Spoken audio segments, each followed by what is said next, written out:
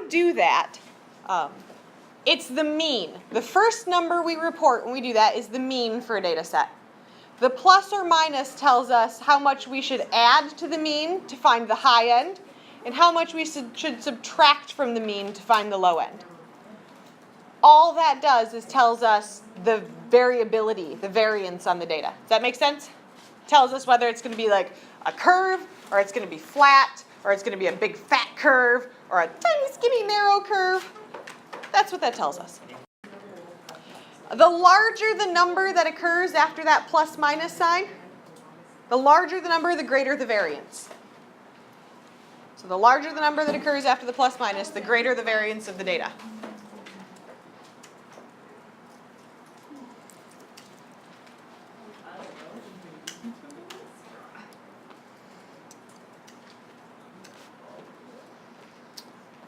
Good so far? Mm-hmm. You're like, okay, I can handle this. We're good. Life's good. Then I do believe the last thing we talked about yesterday was a specific letter. P. P. Indeed, the p-value. What did we say was true about p-values? Do we want it to be big or small? Small. Small p-values tell us that we should do what with our hypothesis? Small p-values say good hypothesis. Large p-values say our hypothesis was probably not supported. So small is good, large is bad, but do we always trust the p-value? No. Why not? I gave you an example. Do you remember what the example was? Oh, yeah. What is it? There might be like something that was stored in the data that would really set it off. There could be data that doesn't make sense together, right?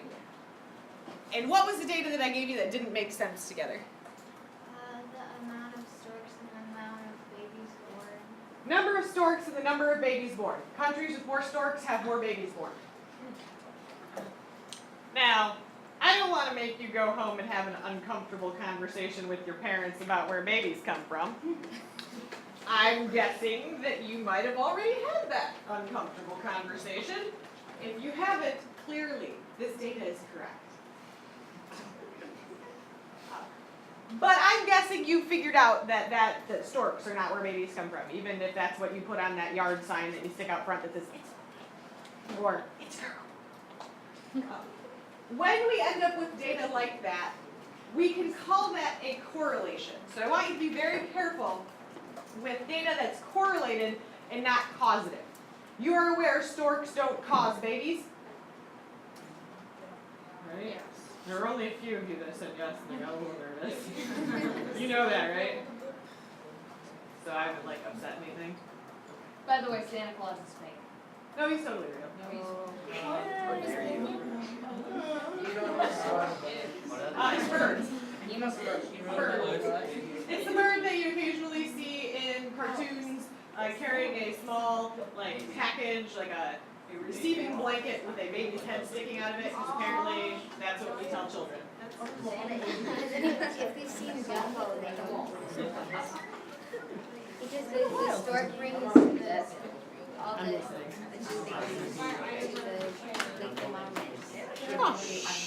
So if you've seen Dumbo, then in fact you have seen the stork deliver said children, yes? Yes. So we can automatically determine that that is clearly nonsense. Do you agree? Clearly nonsense? So what I want to encourage you to always do, evaluate the data that you have been presented with and check it to see if it just makes logical sense. I love math. I love mathematical analysis. I love statistics. But no amount of math can make up for thinking about something you've been presented with. Because you automatically tell me that that's just silliness. Think about it before you just blindly accept data. Can you promise me you'll do that? Yes. That I'll have a classroom full of skeptics? Yes. Good. You're a lot like my mom. I've heard that before. I've also heard flight attendant, but I think it's because when I point at you there. What did you say that the difference between correlative and So correlation is two pieces of data that happen to occur at the same time. But causation is when something makes the other thing happen. In science, if you write me an if-then hypothesis, you are attempting in the best way to determine causation. 90% of the time, what you're really finding is correlation. That's why I'm going to be really fussy about some of the experimental designs you give me. But we'll look at that as we continue practicing writing experimental designs, the distinction between correlation and causation. I just want to make sure you understand what I'm telling you. Always think about data that you've been presented. Thinking about the data that you've been presented means that sometimes we take data that we know and we've accepted and we reconsider it. Is it ever bad for a scientist to say, you know what, I was wrong? no. No? If it ruins your reputation. If it ruins your reputation, you think scientists care about their reputation? Yeah. A little bit. Some of them do. Some of the worst ones do. Good scientists are able to take new data and change their opinions, views, and philosophies if they find contradictory data. That happens sometimes with we've talked about them here before, I do believe, theories, like that whole flat earth, round earth thing. Yeah, Yeah, we talked about that. they're scientists, not aristocrats. If they wanted to become rich, they shouldn't have become scientists. Well, I bet there are some scientists who did it for money. Now, I'm going to have you guys, you comfortable, by the way, p-value, standard deviations comfortable? Yeah. Comfortable enough? Yeah. Yeah. I'm not asking you for you don't have to perform these analyses, by the way. Please. Just what does a p-value mean? Just a general definition. So, it is a way we determine if we should accept or reject a hypothesis. And if we have a really, really tiny, teeny p-value, we tend to accept the hypothesis. And if we have a big p-value, we reject the hypothesis. That make sense? Excellent. Again, don't expect you guys to do the p-value thing, not until you're juniors.